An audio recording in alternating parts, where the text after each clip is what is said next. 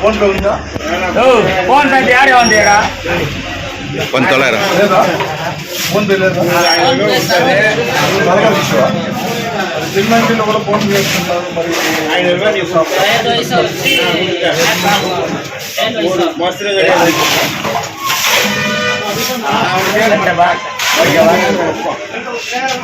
சொல்லு